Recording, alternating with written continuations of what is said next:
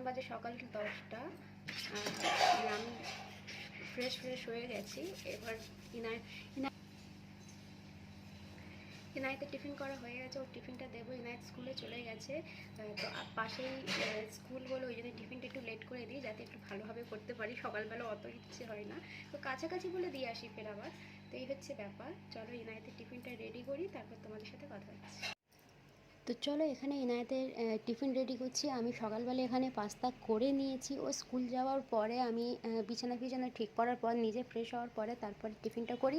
ওই যে বললাম স্কুলটা কাছাকাছি বলে এই সুবিধাটা হয়। তো এখানে আমি পাস্তা করে নিয়েছি। ইনায়েত পাস্তা খেতে খুবই ভালোবাসে, বারবার পাস্তা চাই, কিন্তু একই জিনিস তো দেওয়া সম্ভব নয়, রোজ রোজ দেওয়াটা ঠিক নয় আর কি। তো আমি 5 দিন সব রকম উল্টো পাল্টা করে টিফিনটা দেওয়ার চেষ্টা করি। এখানে পাস্তা রেডি। এখানে একটু আঙুর দিয়েছি আর একটা আপেলের হাফ করে কেটে দিয়েছি, যেহেতু বেশি খাবে না।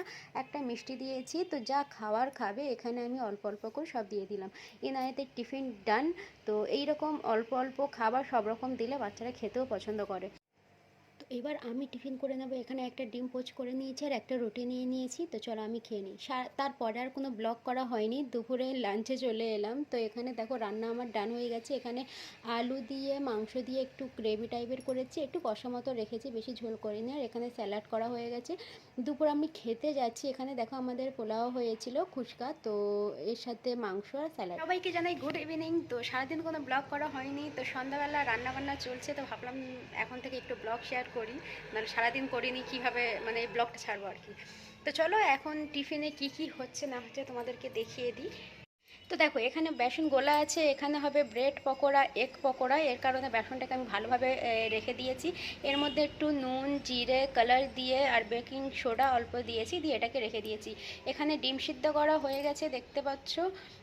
তো এখানে ডিম সিদ্ধ করা হয়ে গেছে। তো কি বলে, এগ পকোড়া হবে, এই কারণে এখানে এই বাসনটাকে দিয়ে। তারপরে এখানে আলু মাখানো হয়ে গেছে।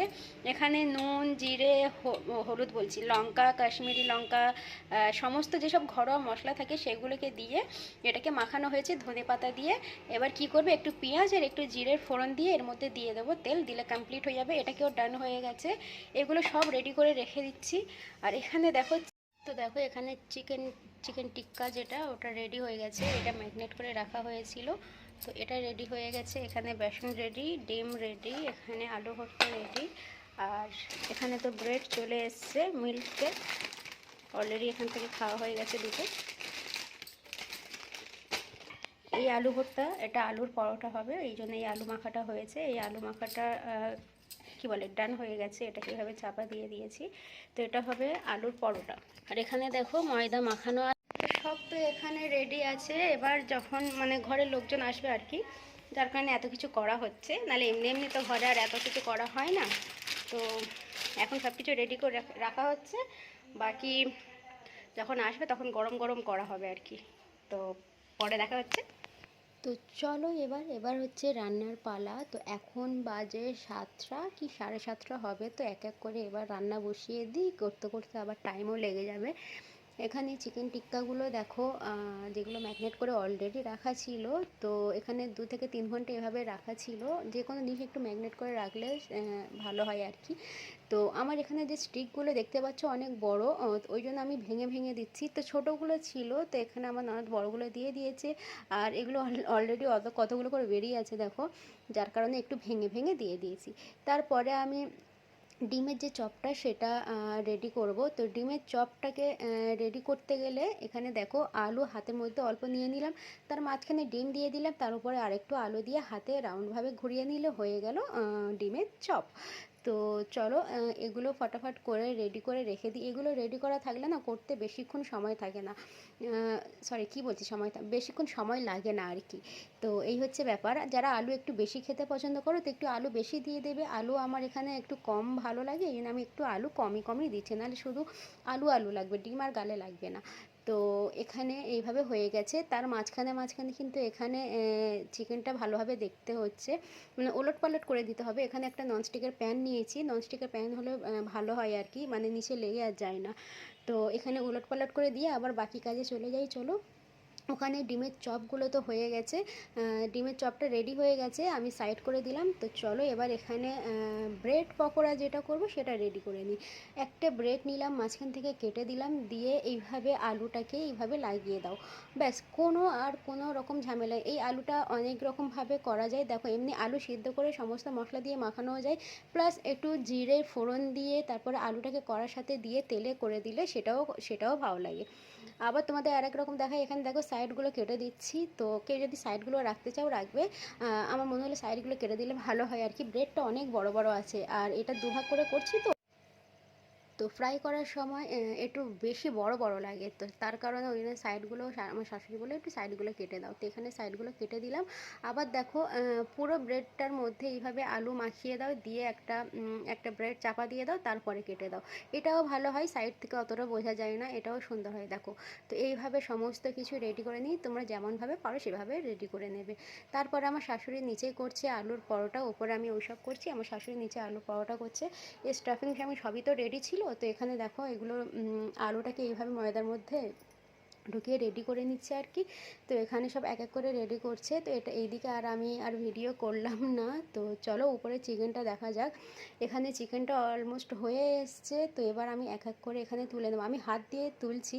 এটা ভেবো না যে গরম নেই, বাট ওই যে স্টিকটা উপরে অতটা গরম লাগে না, বাট তোমরা যাও কিছু দিয়ে তুলে নিও আর কি।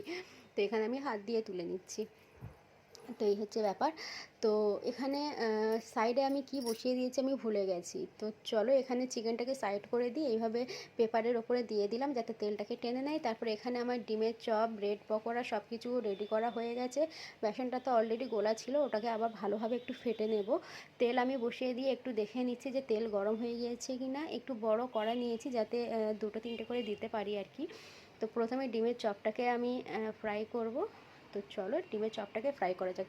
ভিডিওটা স্কিপ না করে অবশ্যই দেখতে থাকবে, অনেক কিছু এই ভিডিওতে আমি শেয়ার করেছি আজকে। তো ভিডিও তোমরা কমেন্ট করো না প্লিজ, তোমরা কমেন্ট করো যে আমার কি ভিডিও কেমন কিভাবে দেব, কী রকম কোন টাইপের ভিডিও তোমরা দেখতে চাও, অবশ্যই চেষ্টা করব। তো তোমরা কমেন্ট করে অবশ্যই জানাবে। তো এখানে দেখো ডিমের চপটা বড় কড়া বলে অনেকগুলো হয়ে যাচ্ছে, তো আমি এখানে তাড়াতাড়ি করছি যার কারণে 4-5টা করে আমি এখানে দিয়ে দিচ্ছি। তো প্রথমে তেলটা অনেক গরম হয়ে গিয়েছিল যার কারণে দিতেই সঙ্গে সঙ্গে এখানে দেখো কালো হয়ে গেছে, মানে বসে গেছে আর কি। গ্যাসের ফ্লেমটা এই মুহূর্তে লো করে দিলাম যাতে তেলটা একটু নর্মাল হয়ে যাক। তো আবার একটু মিডিয়াম করে তারপরে আস্তে আস্তে ভাজতে হবে আর কি। তো এখানে প্রথম 5টা দিয়ে দিলাম, আর কত সুন্দর কালার এসছে দেখতে পারো, কতটা সুন্দর কালার এসছে। কি একই কথা দুবার বলছি আমি। তো যাই হোক, স্কিপ করো, বকতে থাকছি কি বকছি নিজেই বুঝতে পারছি না। তো এখানে আমি প্রথম ব্যাচটাকে তুলে দিলাম, আবার আরেকটা দিতে হবে, আরেকটা দিলে তবে আমার কমপ্লিট হবে। তো এই হচ্ছে ব্যাপার। আর তো কোথা থেকে কে আমার ভিডিও দেখো অবশ্যই তোমরা কিন্তু কমেন্ট করো, আমার ভিডিও কেমন লাগে অবশ্যই জানিও, ঠিক আছে। আর চলো ভিডিওটা দেখতে থাকো, আশা করি তোমাদের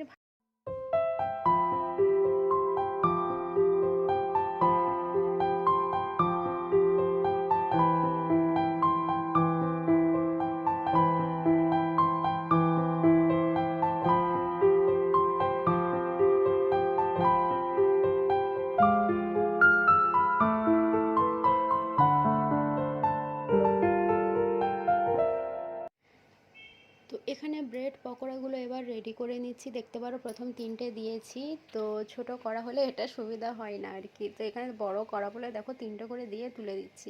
তো এটা বেশিক্ষণ সময় লাগে না, জাস্ট 2 থেকে 3 মিনিট দিলে তেলটা গরম থাকলে না এগুলো হয়ে যায়। এগুলো ফ্রাই করতে বেশি টাইম লাগে না, এগুলো রেডি করে রেখে দিলে ফ্রাই করতে জাস্ট 15 থেকে 20 মিনিট সমস্ত কিছু হয়ে যায় আর কি।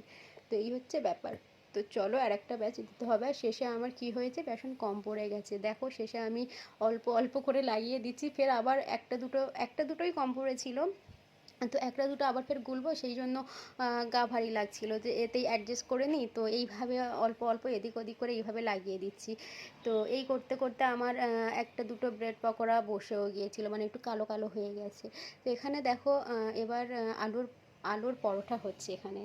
তো আলুর পরোটা এখানে আমার শাশুড়ি করছে, এটা আমি আর করিনি। তো আলু পরোটা আমার থেকে বেশি আমার শাশুড়ি ভালো করে, তো আমি পারি না, আমার শাশুড়ির দেখে শেখা। তো এখানে দেখো এবার ধনেপাতার চাটনিটা বাকি আছে, রান্নাবান্না ডান, ধনেপাতার চাটনিটা হলে এখানে ডান হয়ে যাবে।